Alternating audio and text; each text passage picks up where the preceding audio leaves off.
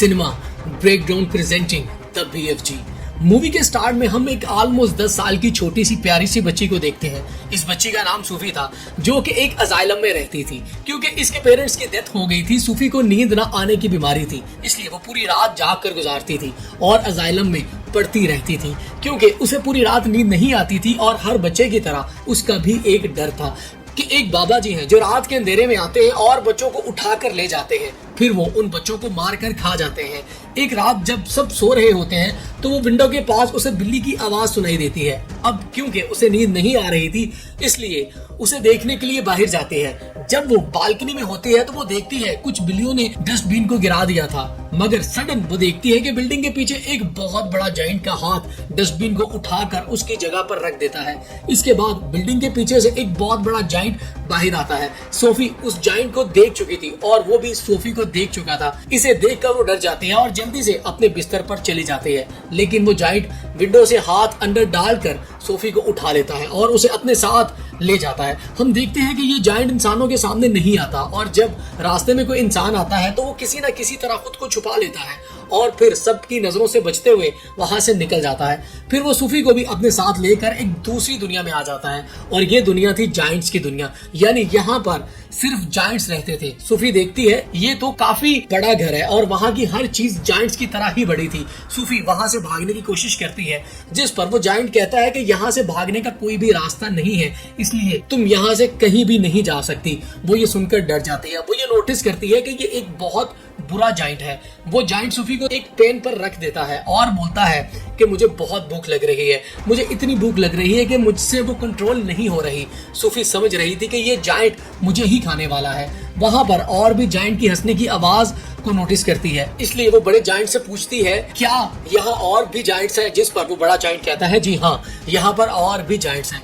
वो सारे के सारे जाइंट्स कैनिबल हैं, यानी कि वो इंसानों को कच्चा ही खा लेते हैं क्योंकि इन्हें किसी भी इंसान पर तरस नहीं आता और जो भी इनके हाथ लग जाता है वो इंसान को निगल जाते हैं। ये सुनकर सूफी और ज्यादा डर जाती है, इसलिए वो बड़े जाइंट से पूछती है तो क्या आप मुझे भी खा लेंगी, जिस पर वो बड़ा जाइंट कहता है नहीं, मैं इंसानों को नहीं खाता क्योंकि मैं एक वेजिटेरियन जाइंट हूँ, ना कि कैनिबल। और ये बड़ा जाइंट सिर्फ एक वेजिटेबल ही खाता है जो कि टेस्ट में बिल्कुल भी अच्छी नहीं थी, लेकिन इसके बावजूद भी वो इंसानों को नहीं खाना चाहता। इससे ये साफ बात जाहिर होती है कि वो एक अच्छा और रहमदिल जाइंट है। और वो इस बड़े जाइंट से पूछती है कि अगर आप इंसानों को नहीं खाते तो फिर क्या आप मुझे यहाँ क्यों लेकर आए हो, जिस पर वो बड़ा जाइंट कहता है क्योंकि तुमने मुझे देख लिया था और तुम मेरे बारे में वहां पर किसी को बता देती, जिससे मेरी जान खतरे में पड़ सकती थी, जिससे इंसानों को हमारा पता चल जाता और वो यहाँ पर आ जाते और बाकी जाइंट्स को भी मार डालते। यही वजह है कि मुझे यहाँ पर तुम्हें लाना पड़ा और तुम अब पूरी जिंदगी यहाँ पर मेरे साथ रहोगी। जिस पर सूफी कहती है कि नहीं, मैं तो यहाँ से भाग जाऊंगी, जिस पर वो बड़ा जाइंट कहता है कि नहीं, तुम यहाँ से निकलने की गलती भी मत करना, वरना बाहर बैठे जाइंट को तुम पर तरस नहीं आएगा। ये कहकर बड़ा जाइंट सूफी को एक बूट पर रख देता है और इसे कहता है कि तुम थोड़ी देर रेस्ट कर लो, लेकिन सूफी को तो नींद ही नहीं आती। फिर वो देखती है कि जाइंट अपने बैग से बड़ी बड़ी बॉटल्स निकाल रहा है। इन बॉटल्स में कोई ना कोई चीज थी जो चमक रही थी। फिर वो उस जाइंट से पूछती है कि इन बॉटल्स में क्या है, जिस पर वो जाइंट कहता है कि इसमें ड्रीम्स हैं, यानी कि ख्वाब। जिस पर वो कहती है अच्छा, फिर तो ये मेरे किसी काम के नहीं क्योंकि मुझे तो ड्रीम्स आते ही नहीं और मुझे ड्रीम्स आएंगी भी कैसे क्योंकि मुझे नींद ही नहीं आती। फिर ये जाइंट वो वाली बुक पढ़ने लगता है जो सूफी के पास थी। इस बुक में बहुत सारी कहानियां लिखी हुई थी। बड़ा जाइंट इन कहानियों को पढ़ने लगता है, जिस पर सूफी को नींद आ जाती है। इसके बाद वो बड़ा जाइंट एक बोतल लेता है और इसमें ड्रीम्स बाहर निकालता है। इतनी देर में सूफी की आंख खुल जाती है और वो देखती है कि वो बड़ा जाइंट अभी सो रहा है, इसलिए वो मौके का फायदा उठाकर उस घर से बाहर निकल जाती है और वहां से भागने की कोशिश करती है। लेकिन तभी एक बहुत बड़ा जाइंट उसे पकड़ लेता है और सच में वो उससे भी बड़ा जाइंट था। सूफी उस जाइंट को कहती है कि प्लीज मुझे यहाँ से जाने दो, लेकिन वो जाइंट सूफी की एक नहीं सुनता और वो उसको निगल जाता है। इसके फौरन बाद सूफी की आंख खुल जाती है। इसका मतलब ये था कि सूफी एक ड्रीम देख रही थी। जागने के बाद वो उस बड़े जाइंट से पूछती है कि मुझे पता है कि आपने ये किया है क्योंकि मुझे तो ना ही नींद आती है और ना ही मुझे ड्रीम्स आते हैं, लेकिन आपने जो मुझे ये ड्रीम दिखाया है ये तो बहुत ही डरावना था। जिस पर वो जायंट कहता है कि मुझे ऐसा करना पड़ा, मैंने ऐसा इसलिए किया ताकि तुम्हें मैं ये बता सकूं कि बाहर तुम्हारे लिए कितना खतरा है। इस वजह से तुम्हारे लिए बेहतर यही होगा कि तुम यहीं पर रहो। बड़ा जायंट सूफी को समझाता है कि यहाँ पर जो जायंट्स है वो ना मुझसे साइज में काफी बड़े हैं और मैं तो उन जायंट्स के सामने कुछ भी नहीं हूँ, क्योंकि मैं एक छोटा सा जायंट हूँ और बूढ़ा भी हूँ। अभी वो लोग बातें ही कर रहे होते हैं, तब वहां पर काफी एक बड़ा जायंट आ जाता है। वो वाकई उस बूढ़े जायंट की निस्बत काफी बड़ा था। वो जायंट आते ही बूढ़े जायंट से पूछता है कि तुम बताओ किससे बात कर रहे थे बोने। अब यहाँ पर सारे जायंट्स बूढ़े जायंट को बोना कहते थे, क्योंकि वो साइज में ये इन सबसे छोटा था। बूढ़ा जायंट जवाब देता है कि मैं तो किसी से बात नहीं कर रहा था। इसी दौरान सूफी भी कहीं पर छुप जाती है। उस बड़े जायंट के हाथ पर चोट लगी थी, इसलिए वो पट्टी करवाने के लिए बूढ़े जायंट के पास आया था, क्योंकि अब वो जायंट कैनिबल था। इस वजह से उसे उस घर में किसी इंसान की खुशबू आती है, इसलिए वो वहां पर पड़ी हर चीज को देखने लगता है।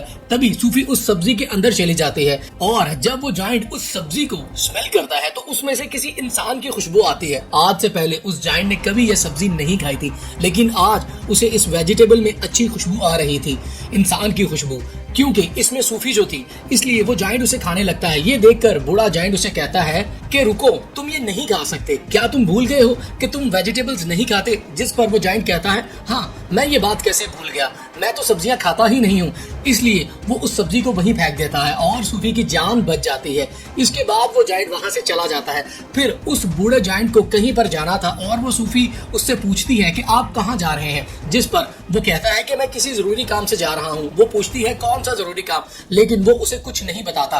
फिर सूफी उसे काफी इंसिस्ट करती है, जिस पर वो इसे बता देता है कि मैं ड्रीम्स को पकड़ने जा रहा हूँ। फिर सूफी उसे काफी कहती है कि मुझे भी अपने साथ लेकर जाएं, जिस पर वो अपने साथ उसे लेकर नहीं जाना चाहता था, क्योंकि बाहर जो जायंट सो रहे थे, अगर वो जाग जाते और उन्होंने सूफी को देख लिया तो बहुत ही बुरा होगा। इसी वजह से वो किसी भी किस्म का रिस्क नहीं लेना चाहता था। लेकिन सूफी के बार बार इंसिस्ट करने पर वो उसे अपने साथ लेकर जाने के लिए तैयार हो जाता है। जब वो बाहर आते हैं तो वो देखते हैं कि वो सारे जायंट्स गहरी नींद सो रहे होते हैं, इसलिए ये दोनों उनके बीच से ही गुजरना चाहते थे। लेकिन उतनी देर में उन सारे जायंट्स की आंख खुल जाते हैं। वो बड़े जायंट को परेशान करने लग जाते हैं और बोलते हैं कि तुम कहाँ जा रहे हो, जिस पर वो कहता है कि मैं तो अपने काम पर जा रहा हूँ।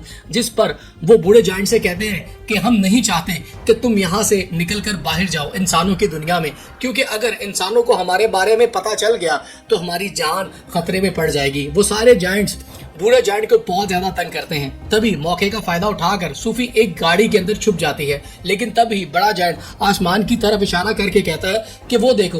सब वो देखते हैं आसमान पर बादल बने हैं और बारिश होने वाली है। असल में इन सारे जायंट्स को पानी से डर लगता था, क्योंकि इन्हें वाटर फोबिया था। तभी वहां पर बारिश होने लगती है और वो सारे जायंट्स जाकर छुप जाते हैं। तब मौके का फायदा उठाकर वो दोनों यानी कि बूढ़ा जायंट और सूफी वहां से चले जाते हैं। वो लोग माउंटेन्स पर चढ़ने लगते हैं। चलते चलते वो बादलों से काफी आगे निकल जाते हैं। तो सूफी कहती है यहाँ से तो देखने में ये स्टार्स बहुत ही प्यारे लग रहे हैं। बूढ़ा जायंट कहता है मैं तो इनका म्यूजिक भी सुन सकता हूँ। वो बताता है इवन मैं दुनिया की हर चीज की आवाज सुन सकता हूँ। मैं चींटों की आवाज सुन सकता हूँ, कीड़े मकोड़ों की आवाज सुन सकता हूँ, इवन मैं ट्रीज की कहानियां भी सुन सकता हूँ। मेरे कान इतने तेज हैं कि दुनिया में हर आवाज को ही सुन सकते हैं। ये सुनकर सूफी कहती है मुझे तो यकीन नहीं आ रहा आपकी बातों पर। बूढ़ा जायंट कहता है कि यही सच है, तुम्हें मानना होगा।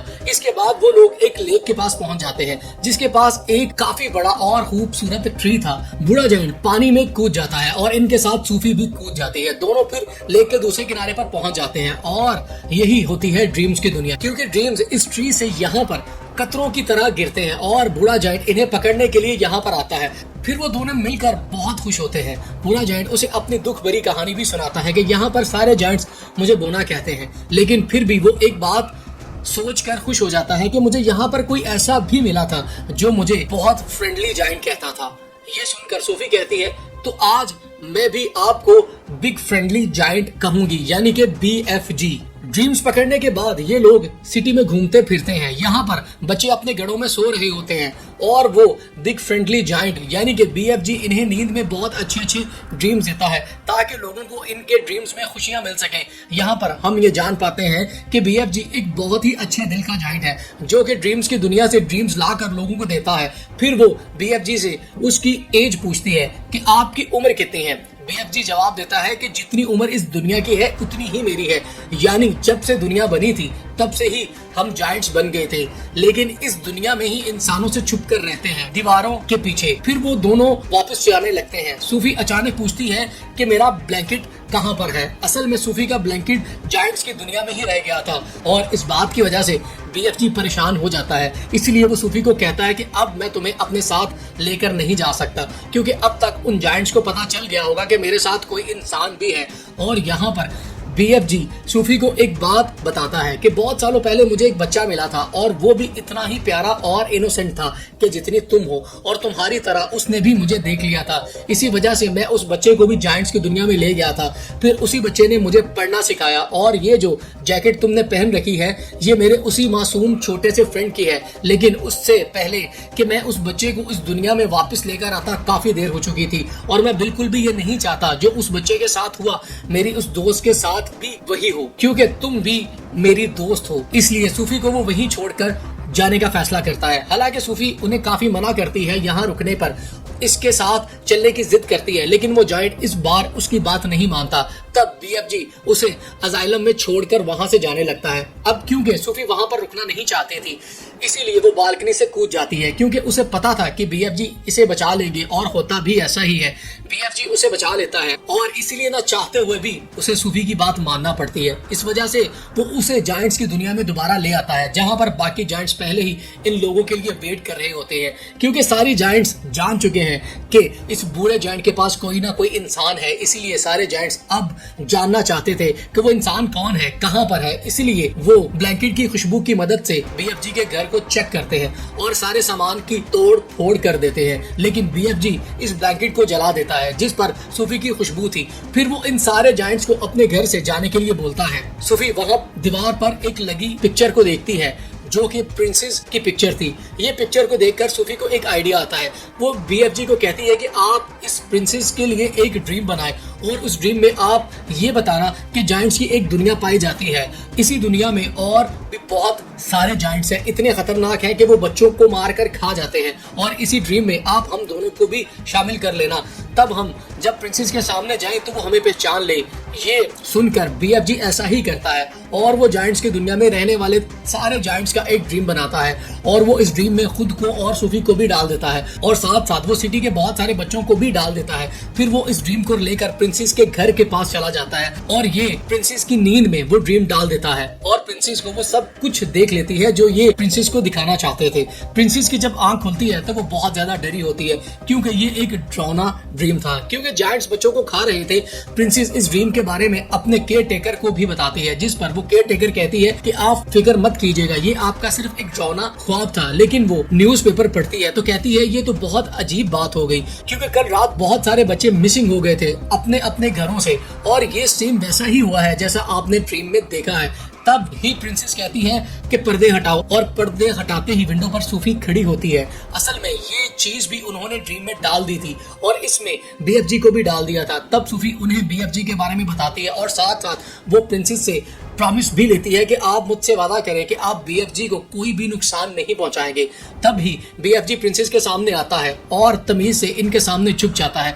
तब प्रिंसेस भी इसे अपने प्रॉमिस को पूरा करती है। यहाँ पर जायंट्स की एक फनी बात भी थी कि वो किसी से भी वर्ड को ठीक से नहीं बोलते थे, इसलिए वो महारानी को मरजानी कहता था, बीएफजी इंसान को इंसानियत कहता था। ऐसे ही उल्टे सीधे लफ्ज बोलते थे। इसके बाद प्रिंसेस इनका अच्छे से वेलकम करती है और इन्हें काफी अच्छी दावत देती है। फिर ये लोग सारी बातें प्रिंसेस को बताते हैं कि जायंट्स की दुनिया में 9 बड़े बड़े जायंट्स ऐसे हैं जो इंसानों और बच्चों को पकड़कर खा लेते हैं। इसीलिए प्रिंसेस इनकी हेल्प करने के लिए तैयार हो जाती है और अपनी एक पूरी आर्मी तैयार कर लेती है। बीएफजी की मदद से अपने हेलीकॉप्टर में बैठकर जायंट्स की दुनिया के लिए निकल जाते हैं और उन्होंने यहाँ पर एक प्रॉपर प्लान बनाया हुआ था, इसलिए वो प्लान के मुताबिक एक जगह पर रुक जाते हैं, क्योंकि ये पूरी तैयारी के साथ उन पर अटैक करने के लिए आए थे। प्लान ये था कि बीएफजी एक ड्रीम बनाएंगे और उस ड्रीम में बीएफजी उन जायंट्स के लिए शर्मिंदगी और पछतावा डालेंगे।